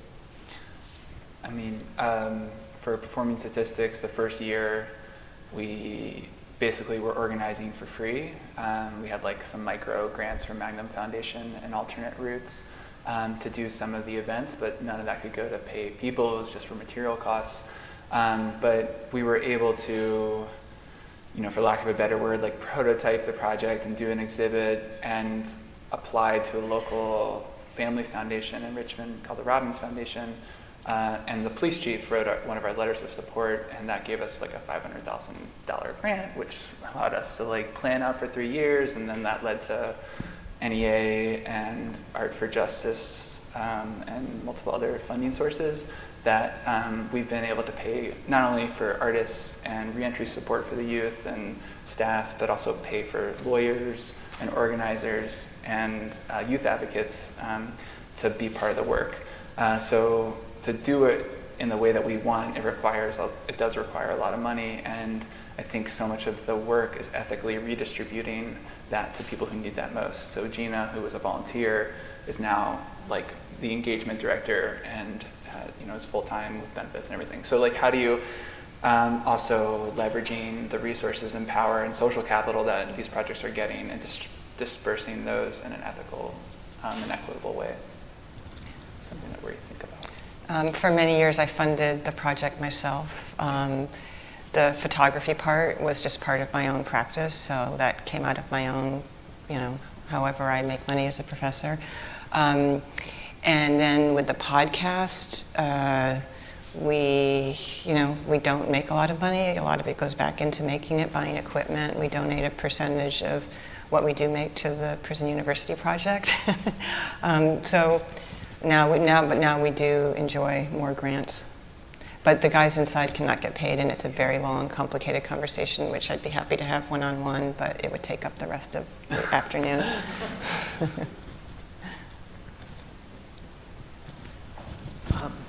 If you could direct the artist's gaze to a complementary topic that would either directly or indirectly support the work that you do, what topics out there maybe would help or deserve that attention like you're giving this topic? I think if I understand the question correctly, I guess what I would just say is that no matter what issue you're passionate about, look to people most affected by that issue as the experts, but also see yourself as somebody potentially with resources, space, skill sets, money, whatever it is to support that community's vision for solutions. So you could use a framework that all of us are using and to focus on any issue. I guess that's what I would say. And I would say come tomorrow to our Community Day of Action, where we will have breakout discussions about what we'd like to do here, because we'd love to have you think about what you could do. Nice plug. Yeah, and I would just add to that, of just partnerships have been really important for the project that I have been doing. For Radioactive alone, which I wasn't able to mention, but we worked with Free Right Arts and Literacy that does work in juvenile detention centers, and they do this really great program where they work with formerly incarcerated youth and then those who are interested in sound production. And so they do training and they get work through this organization. So they powered our listening stations for the event. And then there were other organizations that contributed to the project. So that always feels like the most natural and organic way of working, and then you can sort of have a relationship that's both like mutually beneficial.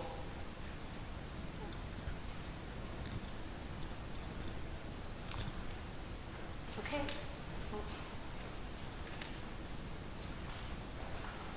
Nigel, I really appreciate that you brought up the point that none of the work in the exhibition is for sale, because when I read the introductory text, I was struck by that statement within the text. Museums very rarely, if ever, talk about the commodification of works of art, or if we do, it's only inside the museum. We don't like to talk about it when we're asked about it. Yes. So I'm very, very curious about the decision that was made to specify that none of that these objects are for sale. And I immediately had some assumptions as to why that statement would be made on the walls, but I'd love to hear what the reasoning was behind it. Yeah. So, people naturally have questions about revenue when you're working in prison and you're not incarcerated yourself. And so,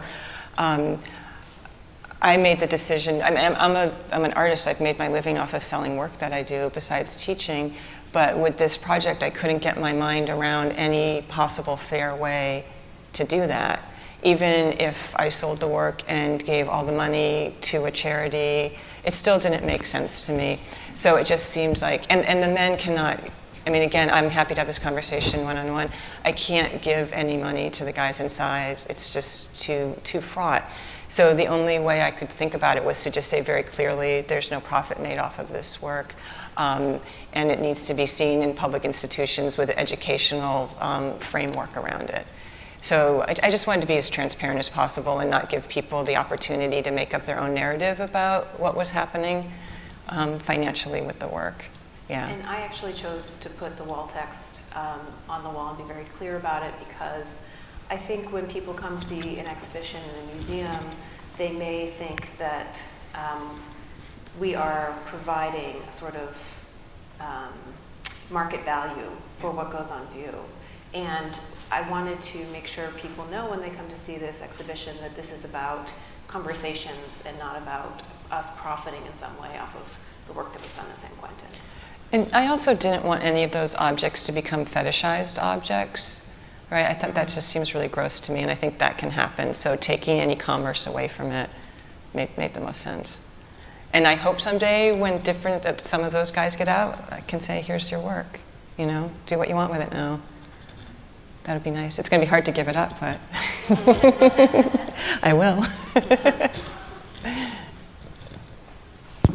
I just wanted to echo a little bit of what's been said. I mean, I have observed and experienced how unbelievably complicated it is to collaborate in this space when you're as an outsider in a position of power. And I just want to say, and Nigel and I have talked a lot about this over the years, and I think that the posture that a couple of folks mentioned about really just listening, being an active listener and thinking and reflecting and being open is, to me, even more important. Like, you will, I guess my point would be this: you will not find a perfect solution. Yeah. This is a dilemma. It's an unsolvable dilemma. And the best you can do is sort of come in with that level of openness, but also at the same time recognize that you are bringing value.